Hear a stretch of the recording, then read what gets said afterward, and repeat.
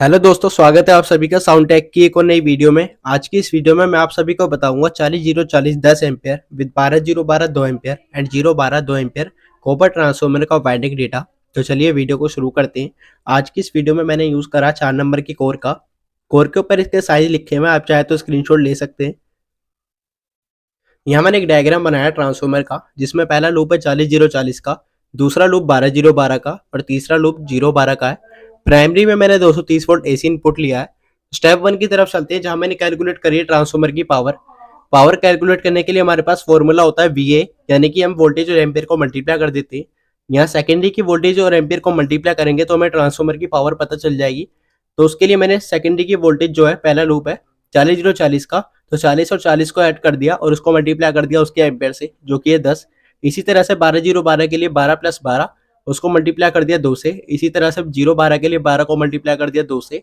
यह टोटल कर लिया। टोटल करने के बाद मेरे पास आंसर आ गया 872, यानी कि हमें ट्रांसफार्मर की पावर है 872। तो स्टेप 2 की तरफ चलते हैं, जहाँ हम कैलकुलेट करेंगे ट्रांसफार्मर की स्टैक। इसके अंदर स्टैक एरिया फाइंड आउट करेंगे। उसके लिए हमारे पास फॉर्मूला होता है 1.152 √VA। तो उसके अकॉर्डिंग मैंने वैल्यू पुट कर ली है VA की, जो कि 872। अगर आप कोई भी ट्रांसफार्मर कैलकुलेट करोगे तो आपके लिए वाला फॉर्मूला सेम रहेगा। तो वैल्यू पुट करने के बाद मैंने इसको सोल्व करा है। सोल्व करने के बाद आंसर मिल गया 34.0181। अभी जो आंसर है ये हमारा सेंटीमीटर स्क्वायर में निकल के आया है। इसको इंच में कन्वर्ट करेंगे, क्योंकि आगे की कैलकुलेशन में इंच में कन्वर्ट करने वाले हैं। तो इंच में कन्वर्ट करने के लिए हमारे पास फॉर्मूला होता है सेंटीमीटर स्क्वायर डिवाइड बाय 6.452। यहाँ पे मैंने सेंटीमीटर स्क्वायर की वैल्यू पुट कर ली है, उसको डिवाइड कर दिया मैंने 6.452 से।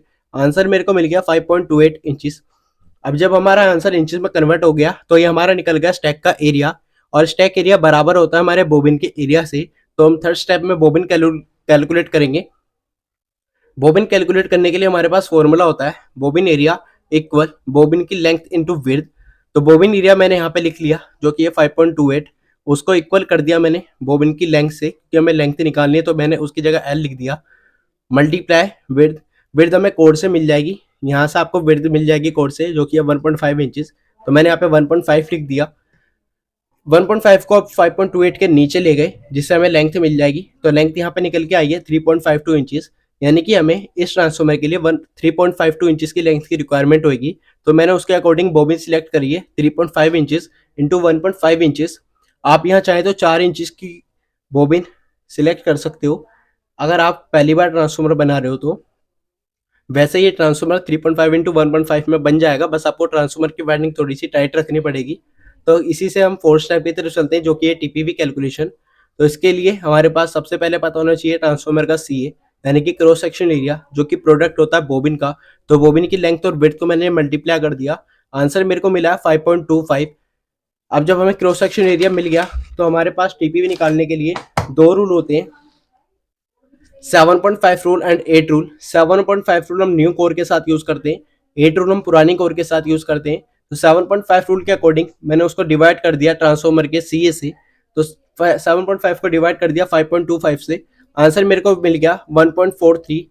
अभी जो आंसर निकल के आया ये हमारा निकल के आया टन्स पर वोल्टेज, यानी कि हमें 1.43 टन्स लगा ले पड़ेंगे पर वोल्ट के लिए। तो उसके अकॉर्डिंग वाइंडिंग कैलकुलेट कर दी। सेकेंडरी का फर्स्ट लूप, जो कि 40-0-40 का, तो मैंने यहाँ पे 40 वोल्ट को मल्टीप्लाई कर दिया 1.43 से। यहाँ भी 40 वोल्ट को मल्टीप्लाई कर दिया 1.43 से। आंसर मेरे को मिल गया 58 टन्स प्लस 58 टन्स, यानी कि हमें 40-0-40 के लिए 58 प्लस 58 टन्स लगाने पड़ेंगे। इसी तरह से S2, यानी कि सेकेंडरी का सेकेंड लूप, जो कि ये 12-0-12 का, तो 12-0-12 के लिए भी 12 को मल्टीप्लाई कर दिया 1.43 से। यहाँ भी 12 को मल्टीप्लाई कर दिया 1.43 से। आंसर मिल गया 18 प्लस 18 टन्स। इसी तरह से S3, जो कि 0-12 का है, तो यहाँ पे भी हमें 18 टन्स की रिक्वायरमेंट होगी। अब चलते हैं प्राइमरी के लिए। प्राइमरी में 230 वोल्ट का लूप है, तो 230 को मल्टीप्लाई कर दिया 1.43 से। आंसर मिल गया 329 टन्स।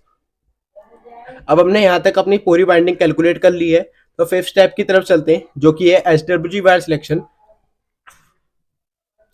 यहाँ पे मैंने S1 के एम्पेयर लिखे हैं। सेकेंडरी का फर्स्ट लूप, जिसके एम्पेयर है 10, जो कि 40-0-40 10 एम्पेयर का लूप है। तो उसके लिए हमें वायर की रिक्वायरमेंट होगी 15 SWG। इसी तरह से IS2, यानी कि सेकेंड लूप, जो है 12-0-12 2 एम्पेयर का, तो 2 एम्पेयर के लिए हम यूज करेंगे 21 SWG। इसी तरह से IS3, यानी कि थर्ड लूप, जो कि 012 का है, तो उसके लिए भी 2 एम्पियर की वायर की रिक्वायरमेंट होगी। तो उसके लिए हम यूज करेंगे 21 SWG।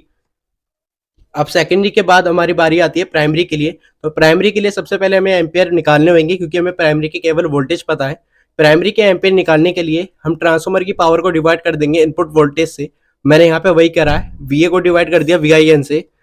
तो VA हमारा निकल के आया था 872, उसको डिवाइड कर दिया 230 से, तो मेरे को आंसर मिल गया 3.8 एम्पियर। यानी कि हमें 3.8 एम्पियर की वायर की रिक्वायरमेंट होगी।